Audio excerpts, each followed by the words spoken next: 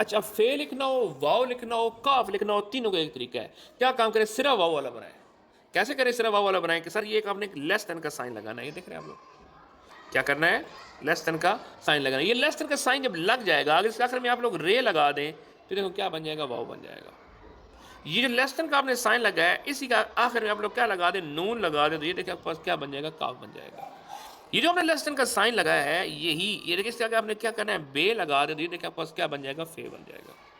तो कैसे है कि सर एक लेस देन का साइन और यहीं से आप लोग क्या कर लें, बे का खानदान लगा दें, तो आपके पास क्या बन जाएगा, फे बन जाएगा। ठीक है, और वाव लिखना वो भी ऐसे, सर ये लेस देन का साइन और आगे क्या लगा दे, रे लगा दो, ये क्या बन जाएगा, वाव बन जाएगा। सीखना कि फे पहले पता लिखते कैसे हैं, एक चीज़। फिर फे का मुंह किस तरह बंद होता है, खुला होता है, क्या होता है, क्या नहीं होता, तो पहले उस चीज़ को देखें जी। ये देखिए सबसे पहले जी, अकेली फे लिख रहे हैं, ये फे लफ्ज़ के शुरू में आ रहे हैं, तो एक तो बात है कि फे का मुंह बंद होगा, इस तरीके से करके होगा, खुले वाला मुंह नहीं बनेगा।